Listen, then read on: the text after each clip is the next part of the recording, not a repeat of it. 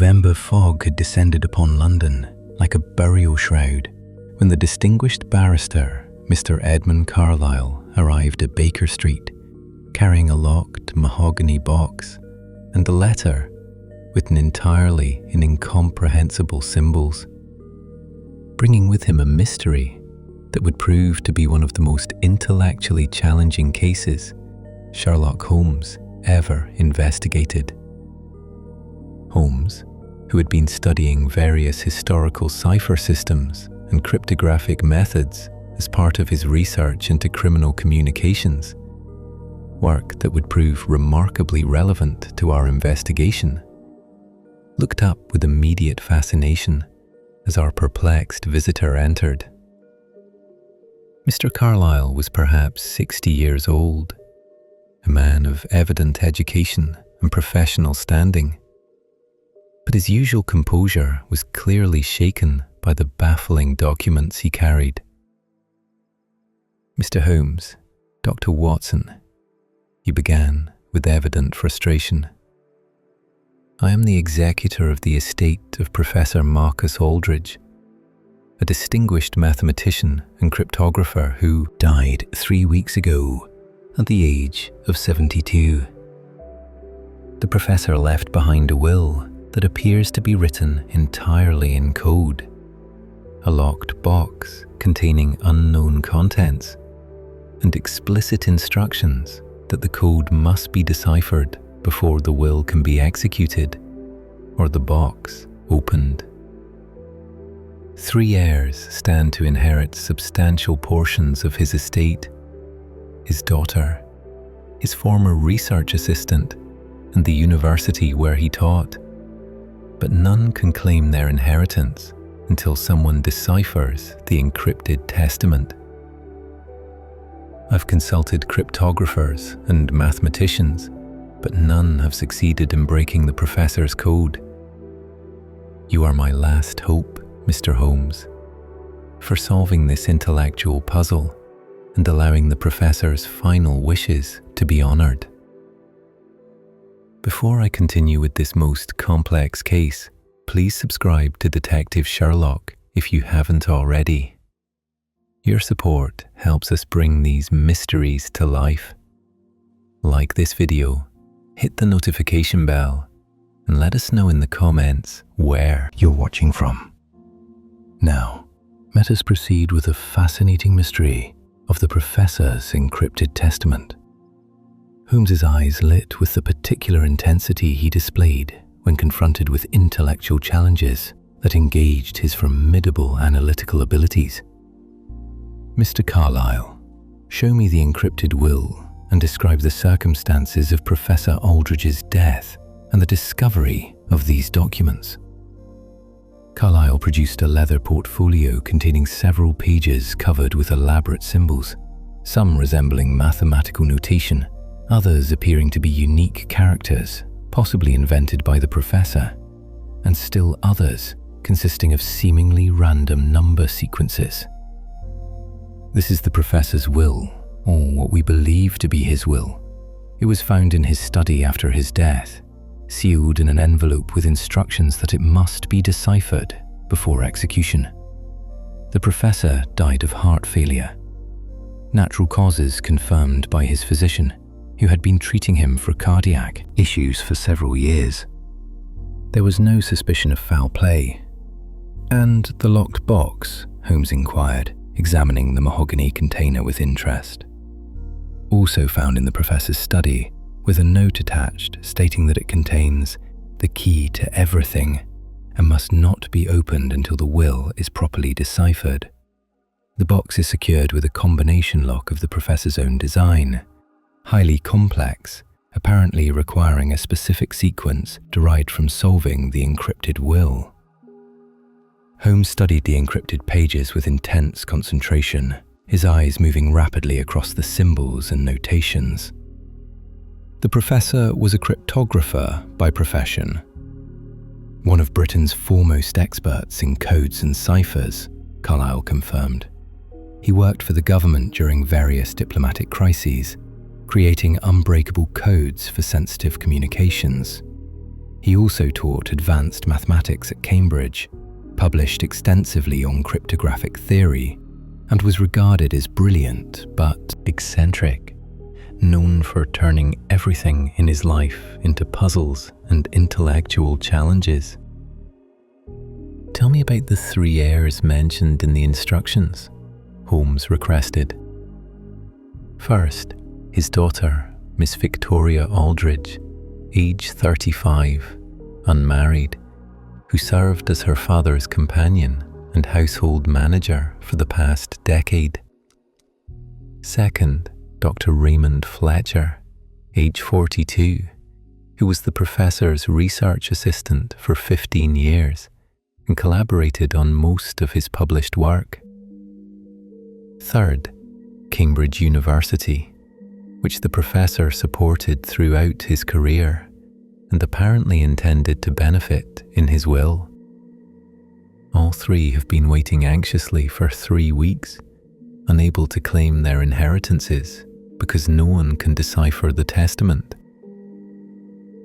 "Are there any disputes among the heirs about who should inherit what?" I asked, thinking of potential motives for interference. "Not yet, because no one knows what the will actually says," Carlyle replied. "But there's certainly tension and speculation. Miss Aldridge assumes she'll inherit the bulk of her father's estate as his only child. Dr. Fletcher hopes to inherit the professor's academic papers and research materials, which would be professionally valuable, and the university expects a substantial endowment. Until the will is deciphered, all remain in uncertainty." Holmes gathered the encrypted pages and the locked box. "I'll need several days to analyze this cipher system, Mr. Carlyle. I'll also need to interview Miss Aldridge and Dr. Fletcher, examine the professor's study where these items were found, and review his academic work to understand his cryptographic methodology. Additionally, I'd like to see any other documents the professor left behind, correspondence, research notes, anything that might provide context for understanding his encryption system." Over the following days, Holmes immersed himself completely in the challenge of deciphering Professor Aldridge's encrypted testament.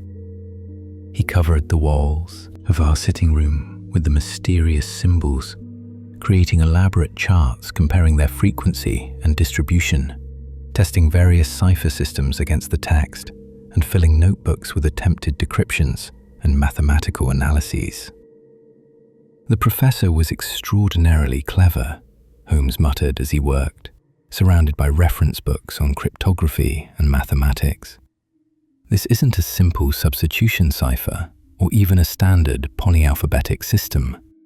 He's created something far more sophisticated, possibly a multi-layered encryption where the symbols have different meanings depending on context, or where mathematical operations must be performed before the underlying text becomes readable." I watched Holmes work with admiration and concern. He barely slept or ate during those first 3 days, consumed by the intellectual challenge. "Holmes, you must rest," I urged. "You're exhausting yourself over this puzzle." "Rest?" Holmes replied absently. "Watson, this is the most stimulating cryptographic challenge I've encountered. The professor was a genius. Look at this symbol here. It appears 17 times in the document, always in similar positions relative to other recurring patterns.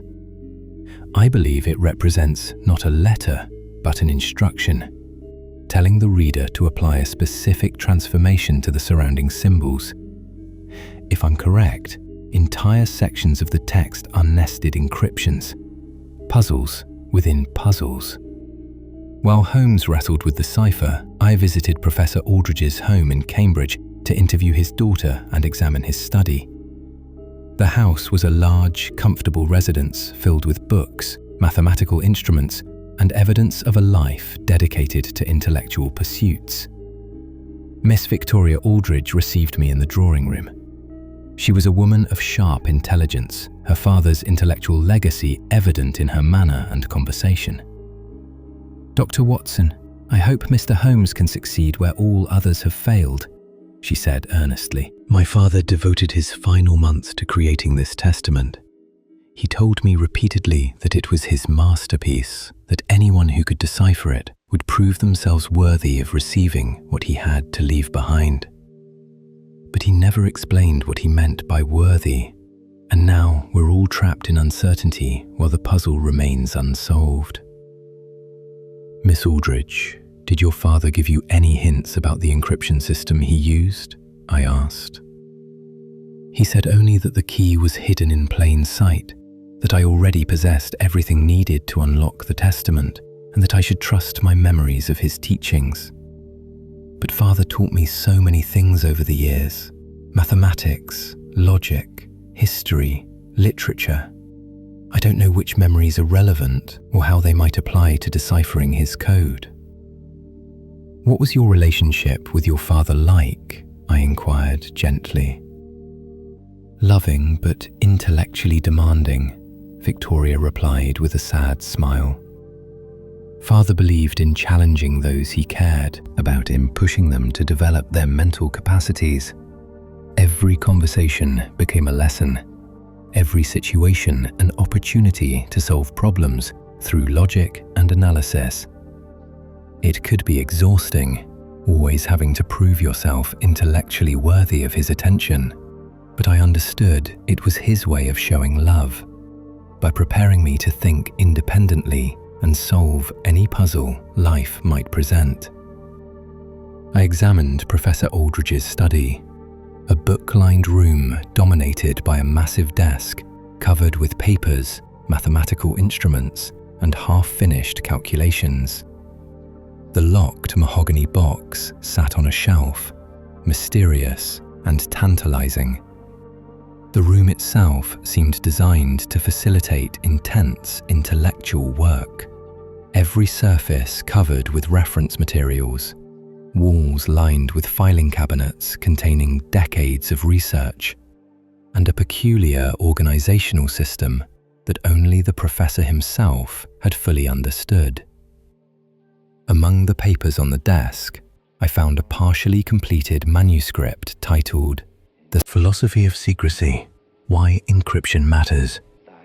I skimmed several pages, noting the professor's argument that encryption served not just practical purposes, but moral ones, protecting privacy, enabling trust, and creating intellectual challenges that elevated human reasoning.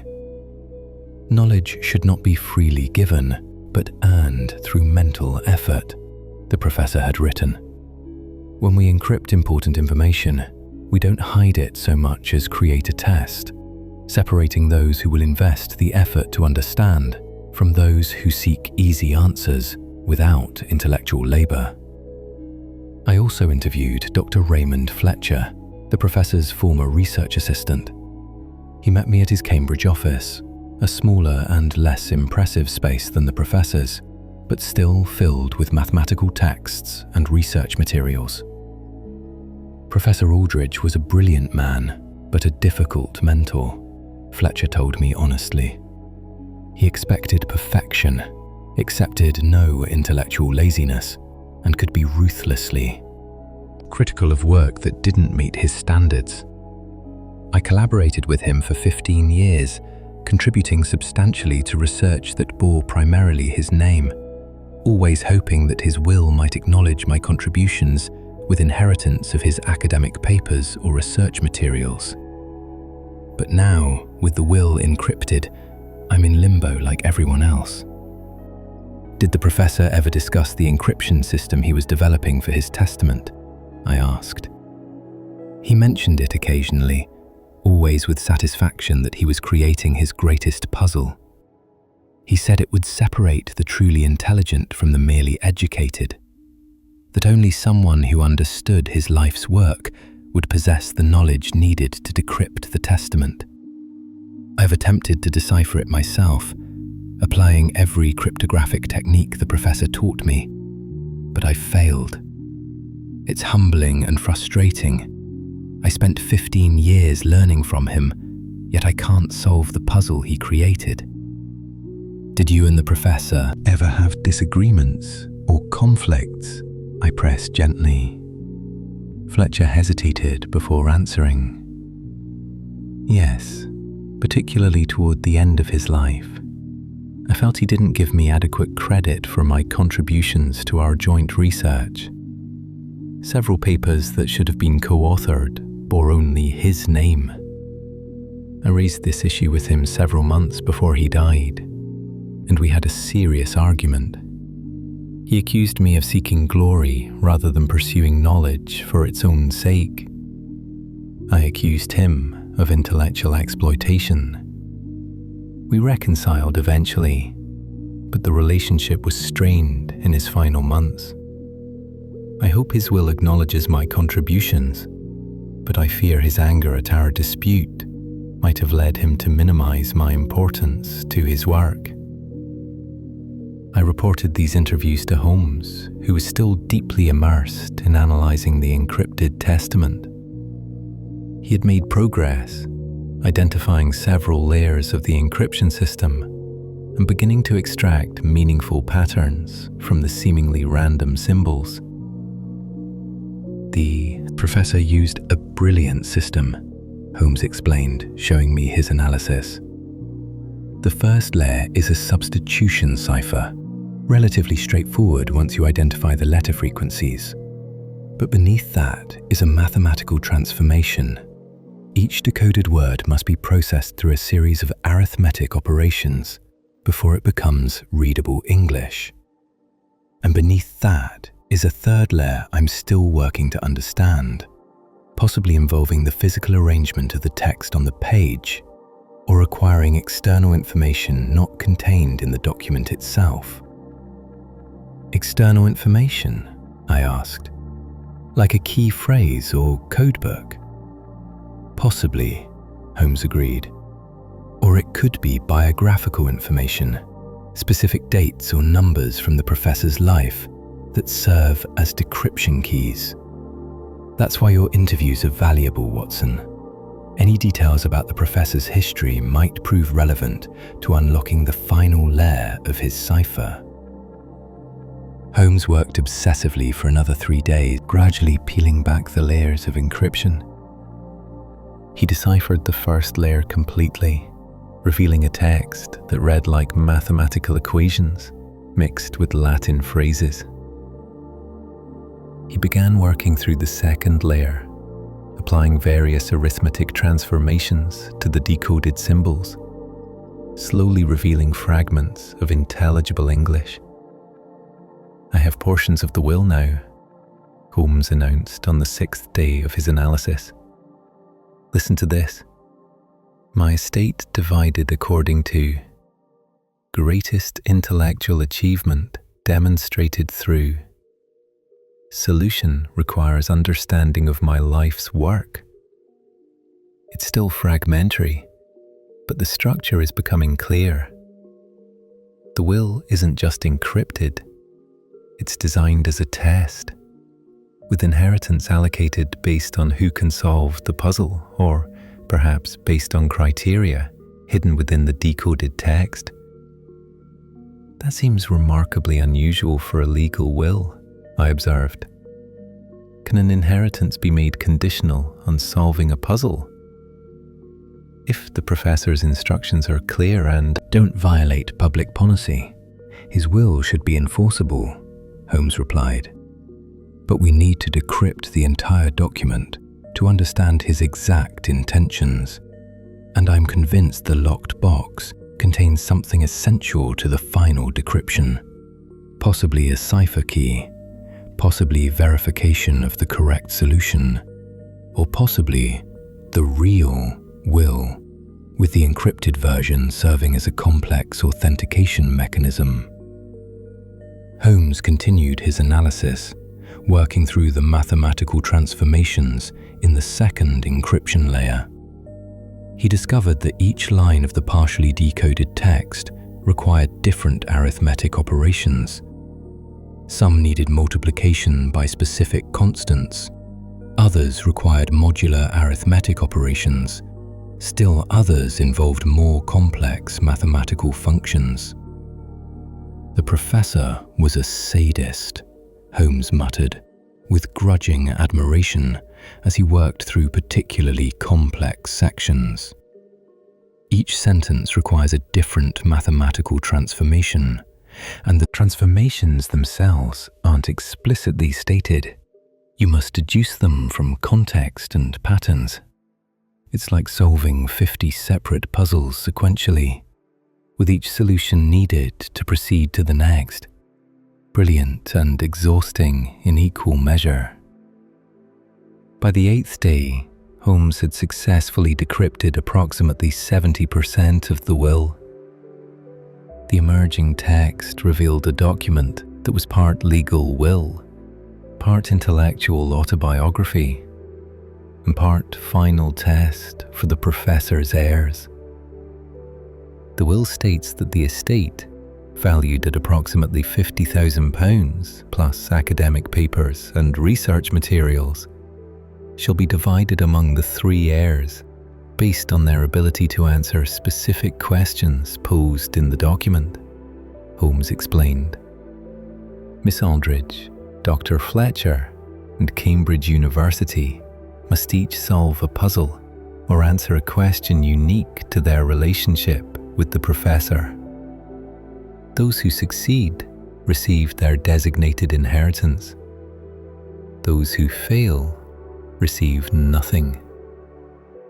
That seems extraordinarily harsh, I observed, making inheritance conditional on puzzle-solving ability.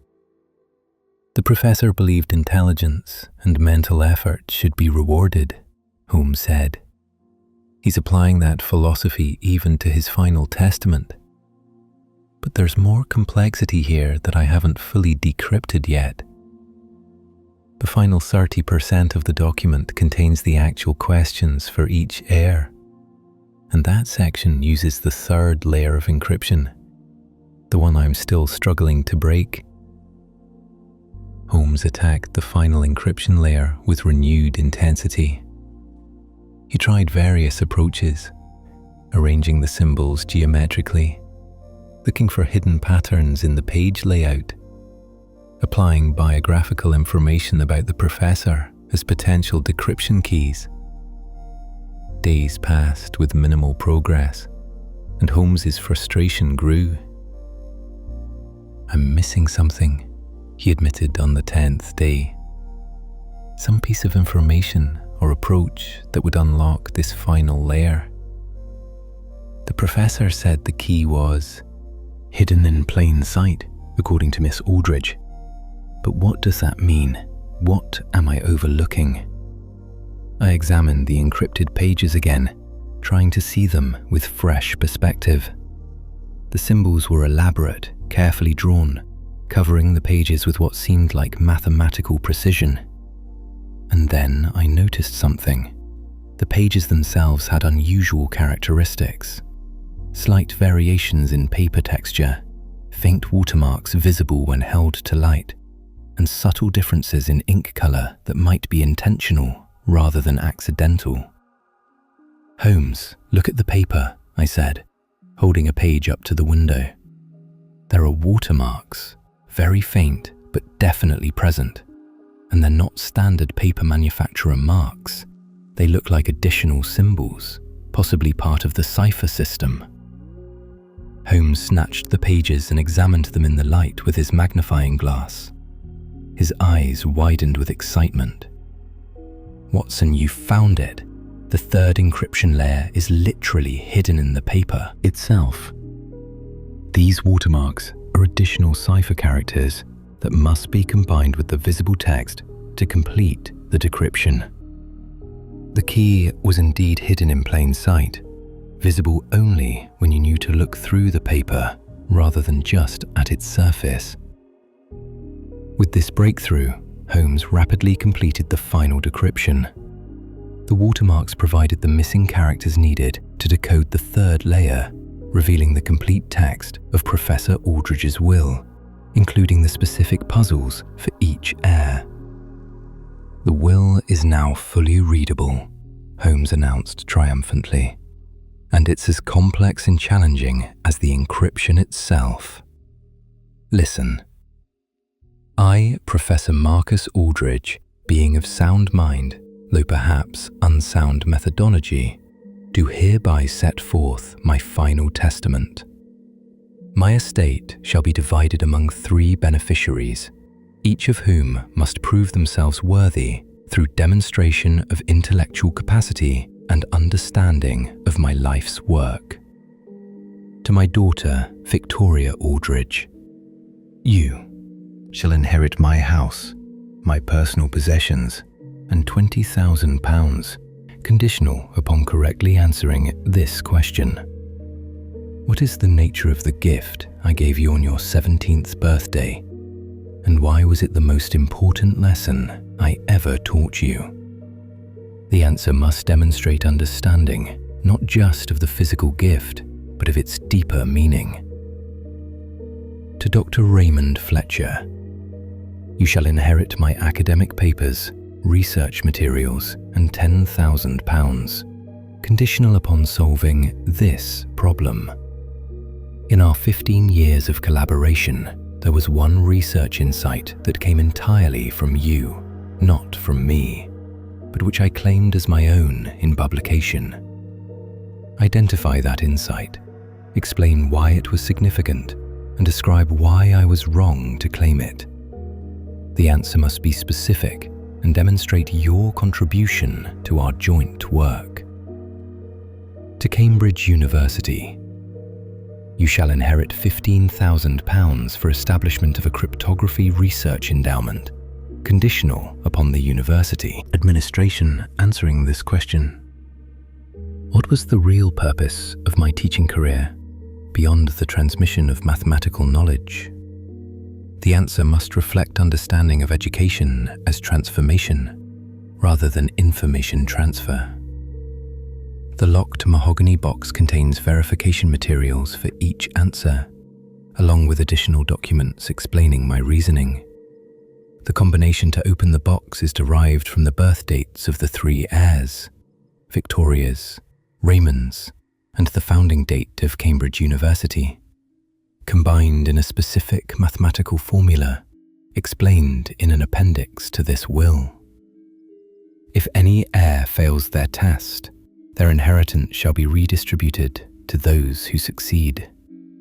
If all fail, my estate shall be donated to charity, proving that intellectual laziness deserves no reward.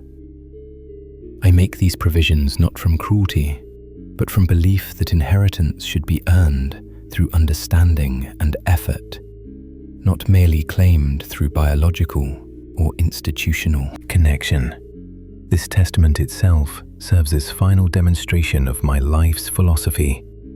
Knowledge must be earned through intellectual labor.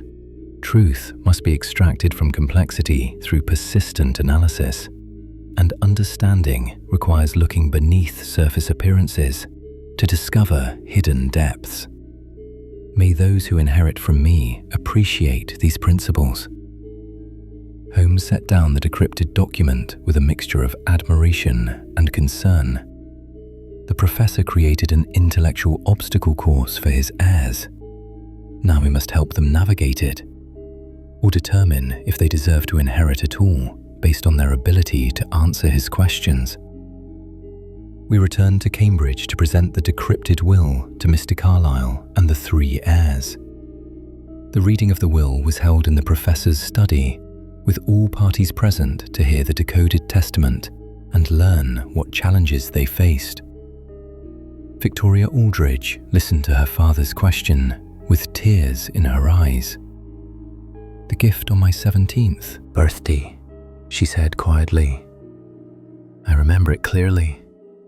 Father gave me a locked puzzle box, similar to the one containing the verification materials. Inside were 17 different locks, each requiring a different key or combination.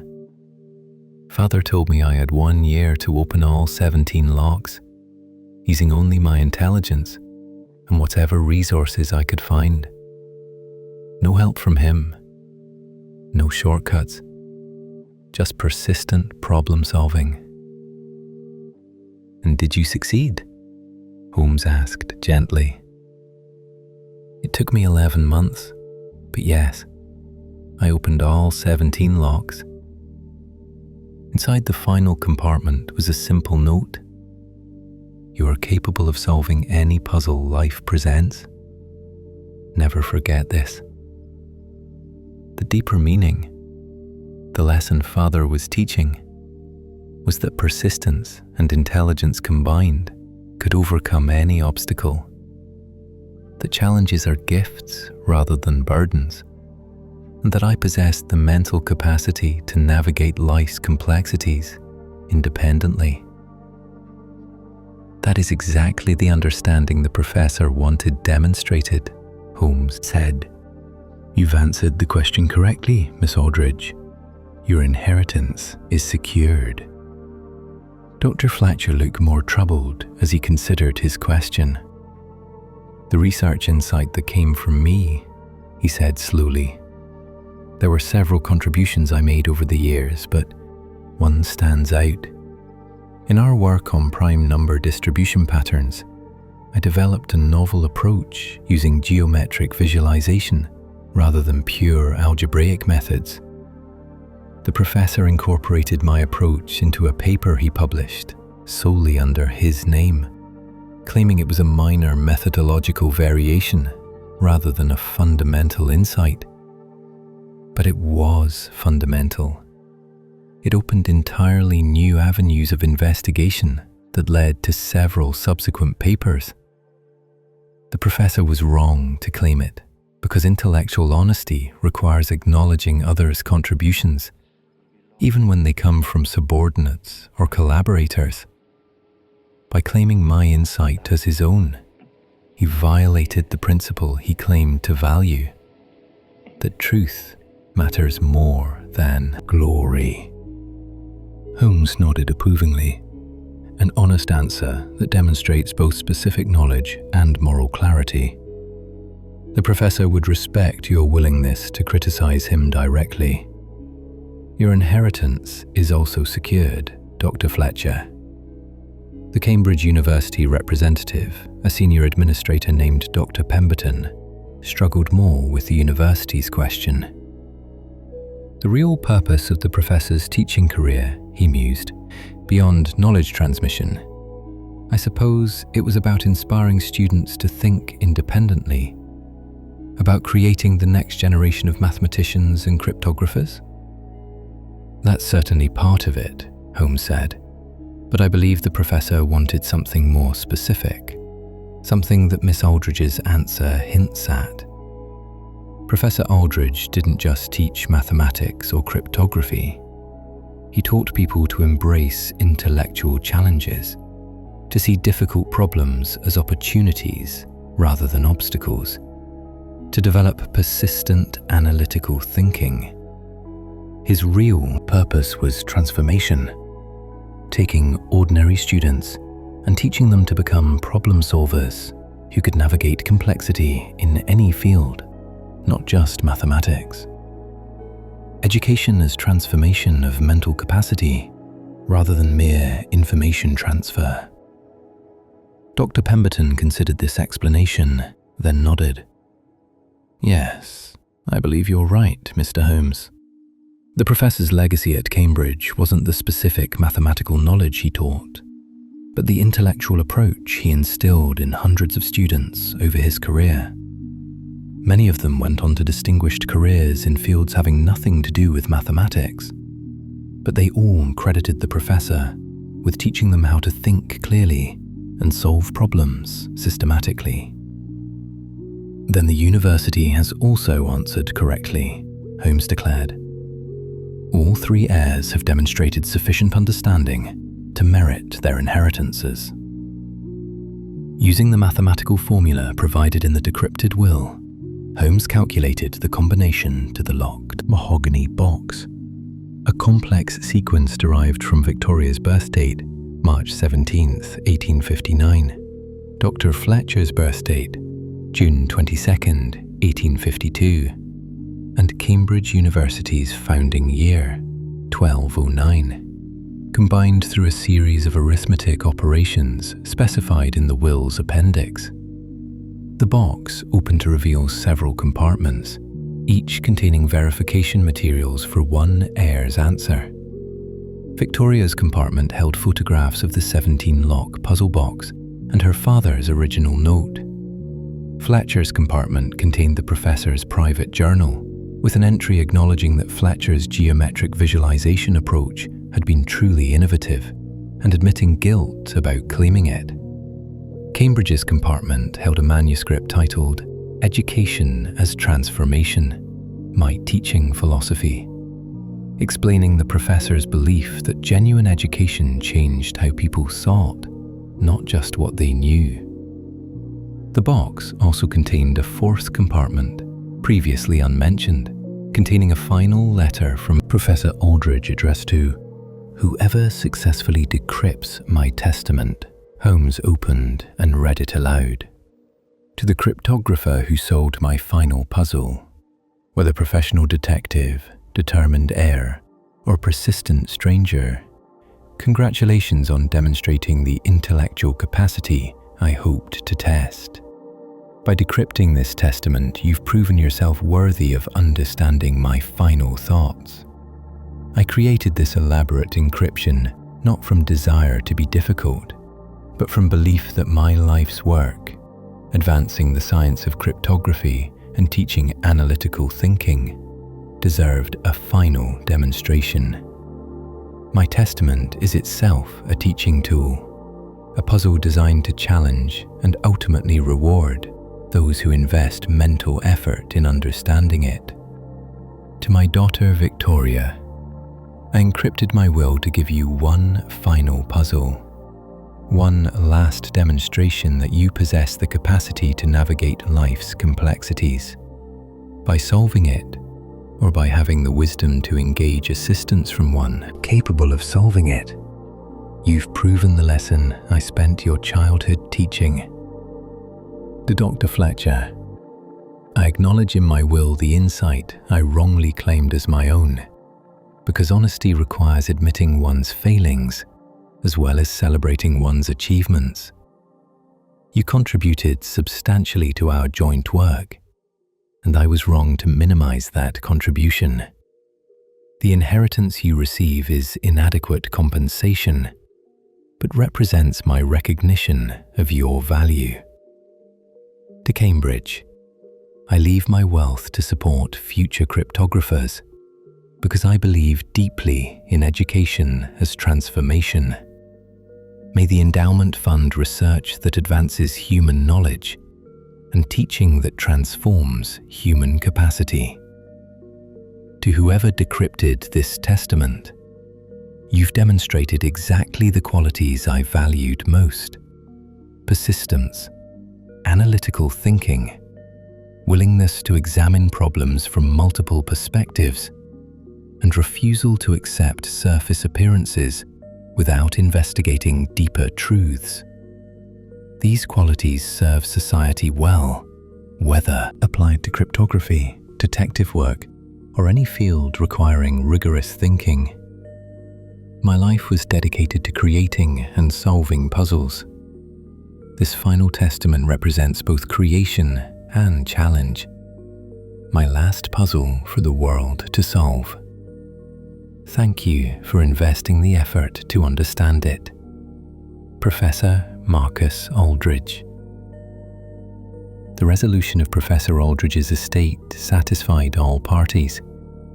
Victoria received her inheritance and remained in the family home, surrounded by her father's books and continuing his tradition of intellectual challenge. Dr. Fletcher received the academic papers and used them to finally publish under his own name, building his own scholarly reputation independent of the professor's shadow. Cambridge established the Aldrich Cryptography Endowment, funding research and teaching that continued the professor's legacy. The case of the professor's encrypted testament entered my notes as one of Holmes's most intellectually demanding investigations. It required not just detective skills, but advanced cryptographic knowledge, mathematical reasoning, and understanding of human psychology. The psychology of a brilliant but eccentric man who turned even his final will into an elaborate intellectual test. The professor was remarkable, Holmes reflected after the case concluded. He understood that the act of solving puzzles teaches valuable skills: persistence, analytical thinking, attention to detail, willingness to try multiple approaches. By encrypting his will, he ensured that his heirs had to demonstrate these qualities in order to inherit. It was testing as teaching, challenge as final gift. Some would call it cruel to make inheritance conditional on puzzle-solving ability, I observed. Perhaps, Holmes acknowledged.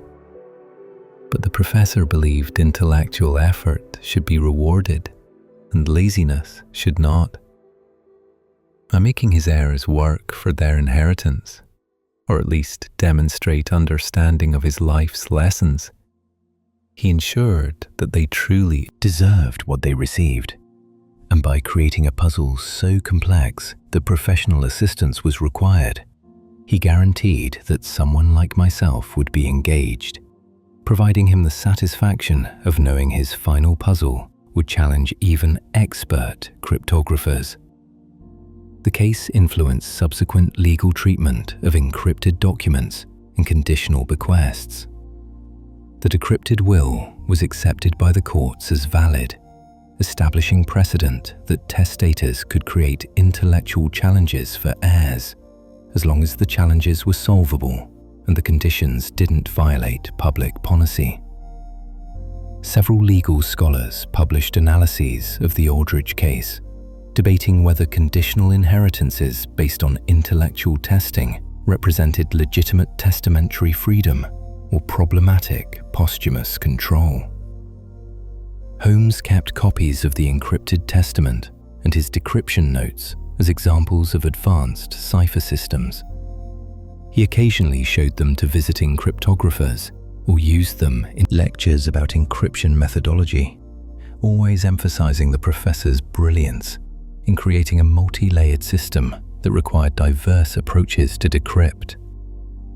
Most ciphers can be broken through application of a single method: frequency analysis, known plaintext attacks, exhaustive key search, Holmes explained during one such lecture. But Professor Aldrich created a cipher requiring multiple different approaches: linguistic analysis for the first layer, mathematical computation for the second, and physical examination for the third. By combining these different encryption methods, he created something far more secure than any single-layer cipher, no matter how complex that single layer might be. I attended several such lectures and was struck by Holmes's deep respect for the professor's intellectual achievement. Despite the frustration the decryption had caused him, despite the days of exhausting work, Holmes genuinely admired the elegance and sophistication of the professor's cipher system. Years after the case, I encountered Victoria Aldrich at a bookshop in London. She had written a biography of her father titled "The Professor Who Loved Puzzles, a Daughter's Memoir." The book described growing up with a father who turned every aspect of life into intellectual challenges, who taught through puzzles rather than lectures, who believed deeply that mental development required constant stimulation and testing. "My father was difficult to live with," Victoria told me as we discussed the biography. "Every conversation became a test, every situation an opportunity to demonstrate logical thinking. It was exhausting always having to prove yourself intellectually worthy of his attention. But I understand now that his constant challenging came from love, his way of preparing me to think independently and solve whatever problems life might present. The encrypted will was his final lesson, his last demonstration that I possessed the capacity to navigate complexity. By solving it, with Mr. Holmes's assistance admittedly, I proved to myself that Father's lifetime of teaching had succeeded.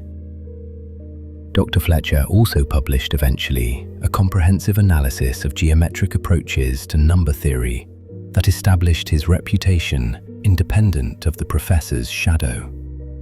In the introduction, he acknowledged Professor Aldrich's mentorship, while also honestly describing the difficulties of working with such a demanding teacher and the importance of claiming credit for one's own intellectual contributions. The professor taught me extraordinary amounts about mathematics and cryptography, Fletcher wrote, but he also taught me, inadvertently, about the importance of intellectual honesty and proper attribution. By acknowledging in his will that he had wrongly claimed credit for my insights, he demonstrated that even brilliant scholars must admit mistakes and honor others' contributions.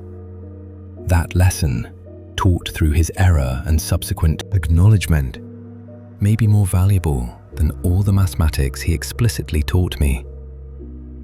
Cambridge University's Aldrich Cryptography Endowment flourished, funding research that advanced the field substantially over the following decades. Several significant breakthroughs in cryptographic theory came from researchers supported by the endowment, validating the professor's belief that investing in education and research would multiply his individual contributions many times over. The case remained unique in Holmes's career as an example of a mystery requiring pure intellectual work rather than detective investigation in the traditional sense. There was no crime to solve, no criminal to apprehend, no victim to protect, just an extraordinarily complex puzzle to decrypt. Most of my cases involve human behavior, deception, violence, theft, betrayal, Holmes reflected years later. But the Aldrich case involved only intellect, a brilliant mind creating a challenge for other brilliant minds to solve. It was detective work as pure cryptanalysis, investigation as mathematical puzzle solving. In many ways, it was the most purely cerebral case I ever encountered. Did you enjoy it? I asked. The intellectual challenge for its own sake, without the usual moral stakes of preventing crime or protecting innocence? Immensely, Holmes admitted. The urgency of my usual cases drives investigation, but also creates pressure that can interfere with careful analysis. The Aldrich case allowed me to work at my own pace, to try multiple approaches without worrying that delay might cost lives, to appreciate the elegance of the professor's cipher system, even while working to break it. It was intellectually pure, mind against mind, puzzle against puzzle solver, with respect and admiration rather than opposition and conflict. The locked mahogany box that had contained the verification materials found a permanent home in Cambridge University's mathematical library, displayed as an artifact representing Professor Aldrich's life philosophy. The box became something of a pilgrimage site for students studying cryptography, a reminder that intellectual challenges serve purposes beyond their immediate practical applications, teaching persistence and analytical thinking applicable to any field. Years after the case, a young mathematics student at Cambridge wrote to Holmes asking for advice about pursuing cryptography as a career. Holmes responded with a letter that drew extensively on his experience with the Aldrich case. Professor Aldrich demonstrated that cryptography is not merely a practical skill, but an art form, creating puzzles that challenge the mind and rewards that await those persistent enough to solve them. If you pursue this field, do so not merely for practical applications in military or diplomatic contexts, but for the pure intellectual satisfaction of creating and solving challenges that test human reasoning at its highest levels. Professor's Encrypted Testament was his final gift to the world, a demonstration that even a legal document could become an intellectual puzzle, that even practical necessities like wills could be transformed into opportunities for teaching and testing. Approach your studies with similar creativity, seeing every problem as an opportunity to create something that will challenge and educate others. And remember always that the ultimate purpose of intellectual challenge is not to exclude or humiliate, but to elevate, to raise human analytical capacity, to teach persistence and careful thinking, to transform minds so they become capable of navigating complexity in any field they choose to pursue. The case of the professor's Encrypted Testament demonstrated that mysteries come in many forms, not just crimes requiring investigation, but intellectual puzzles requiring solution. Not just questions of who and why, but questions of how and what. Professor Aldrich created his final mystery deliberately, knowing it would challenge whoever attempted to solve it, trusting that the challenge itself would serve as a teaching tool even after his death. Every case teaches something, Holmes said in our final conversation about the Aldrich Testament. But this case taught that mystery and education are closely related. Both involve confronting the unknown, applying analytical thinking, persisting through difficulty, and ultimately achieving understanding through mental effort. The professor understood this connection deeply, and his Encrypted Testament embodied it perfectly. A mystery that was simultaneously a puzzle, a test, a teaching tool, and a final gift to those willing to invest the intellectual effort to understand it.